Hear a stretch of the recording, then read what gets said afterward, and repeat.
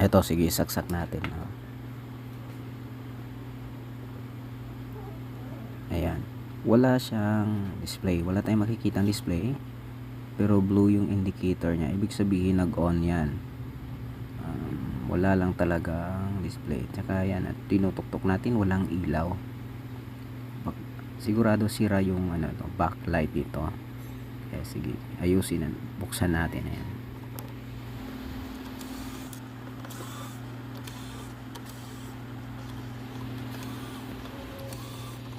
So gamitan natin ng portable na screwdriver para mas madali.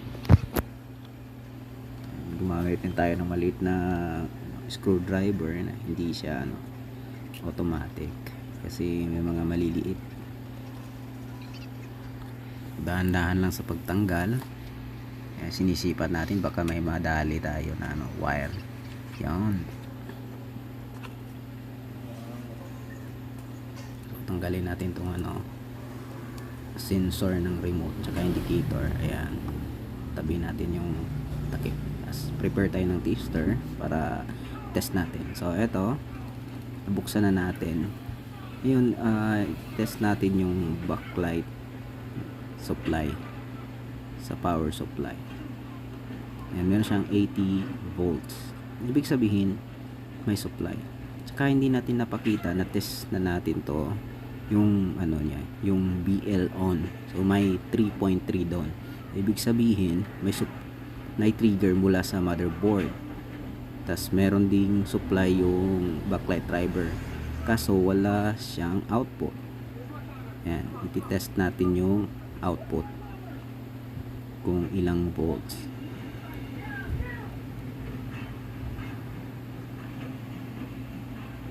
Ayan, 0. So sa ganitong TV, yung backlight driver dito ay hindi talaga mag-output pag walang load. Kaya iti-test natin 'yan. Ayan, yung tester natin na yellow. Yan, modified na may naka-attach na backlight, DIY backlight tester. So ayan, sin-short natin yung probe para mag-0. Ibig sabihin gumagana yung tester.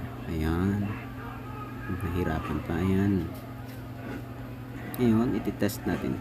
Susuplayan natin yung mismong backlight kung mag-on. Ayan, walang nangyari, hindi bumaba yung voltage. Ibig sabihin walang current. So hindi nag-light, may open sa backlight, kaya hindi nag-on yung backlight driver.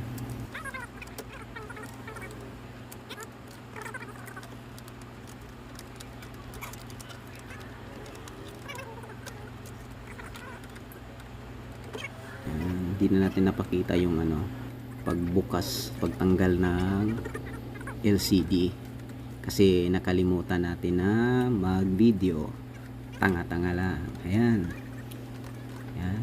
Huwag nyo napangsinin yung tiyan kasi nagtanggal tayo ng damit kasi napakainit sa shop. Ilang minuto lang parang umaapoy na yung katawan natin, kaya tanggal damit. Ayan, so hinahinay lang sa pagtanggal, dahan-dahan lang pagka mapunit.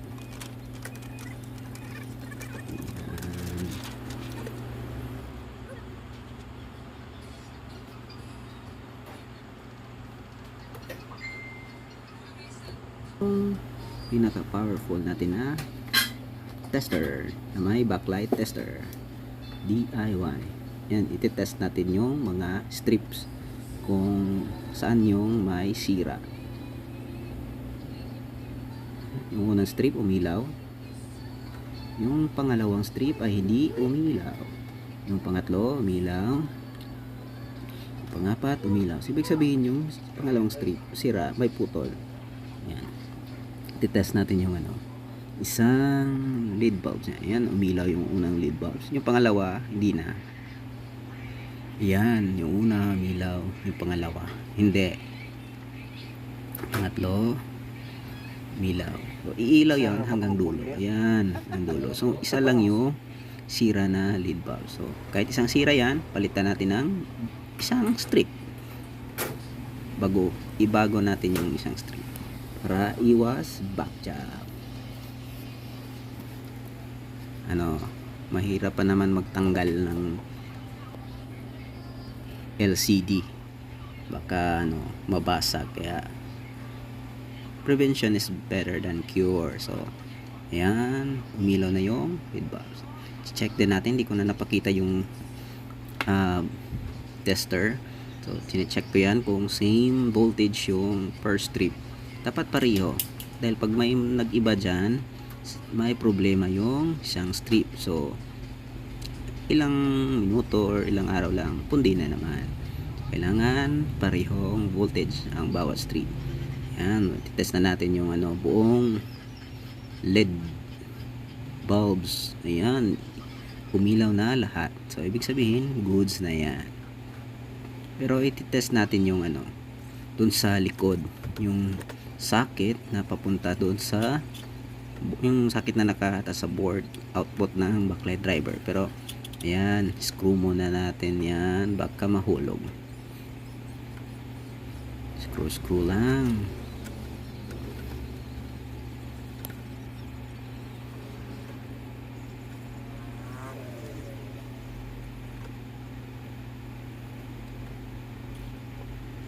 Kasi pag ano, inangat natin yan, mahulog pa. Ayan, test ulit. Ano na tayo sa likod.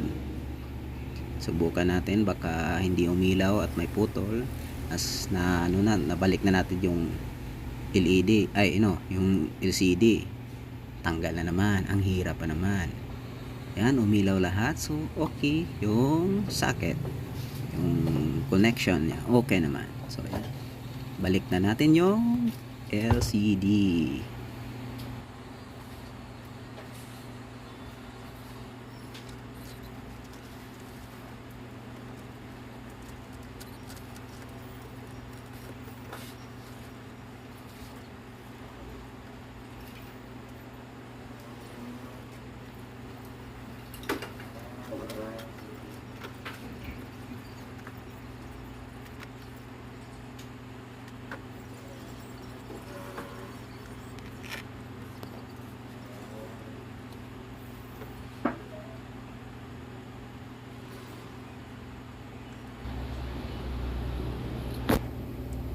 Ito, lalagay natin yung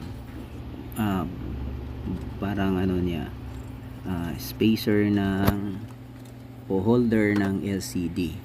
Diyan lalapat yung LCD para hindi gumagalaw-galaw-galaw. Kasi pag wala yan, nagagalaw yung LCD. Pag nagagalaw yung LCD, mababasag. So kailangan meron yan. So iniingatan din yan, baka mabali. Pag nabali yan, pwede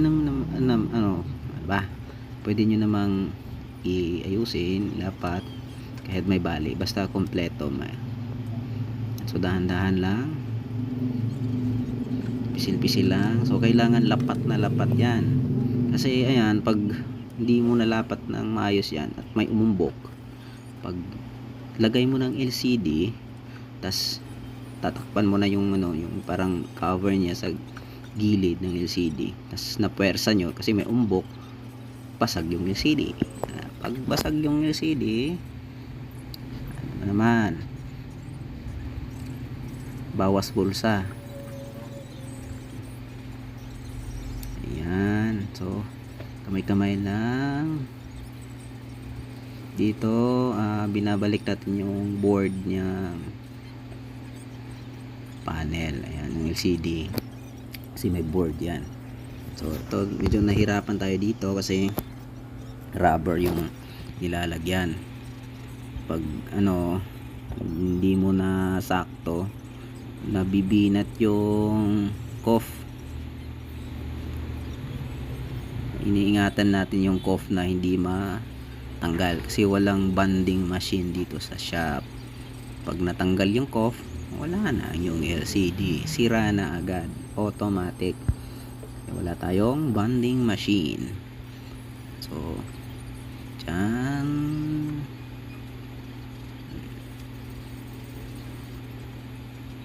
nahirapan pa tayong ibalik yung isang side.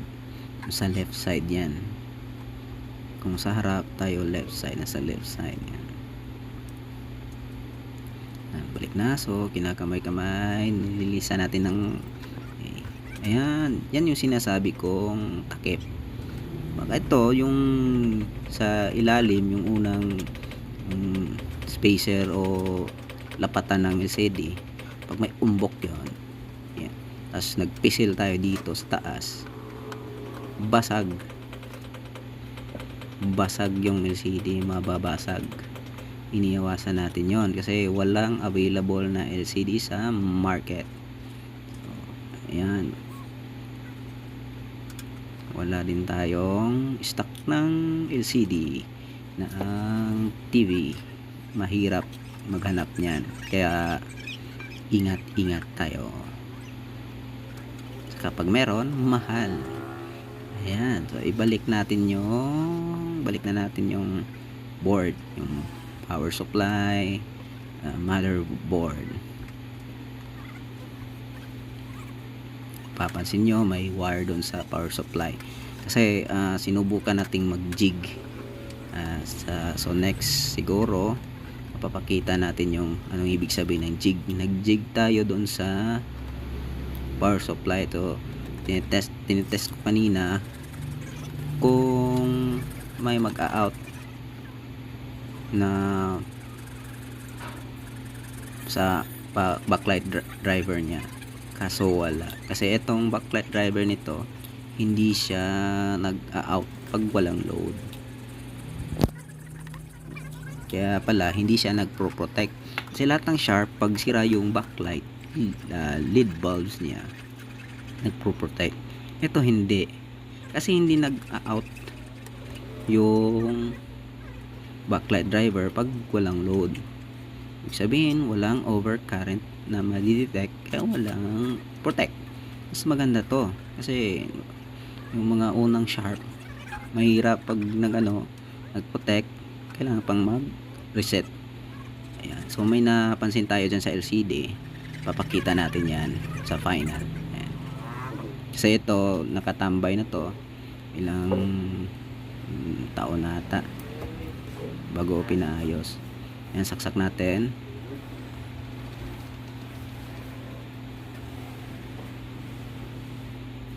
Ayan, may Sharp na. So ayan, ito yung napansin ko, sira na yung LCD. Sabi ng customer na iniihian daw yan ng pusa. Ayan. Ayan, may green na siya na lumalabas dahil yan sa sira. Ayan, yung sa taas. Ayan, para siyang solarized, pero hindi naman talaga siya yung katulad ng solarized na problem. Pag malapitan, makikita mo yung yung green. Ayan. Pero pag malayo, maganda naman yung picture. Ayan. So, ayan, may papanood na ulit ni customer si Tanggol. Ayan. Okay na.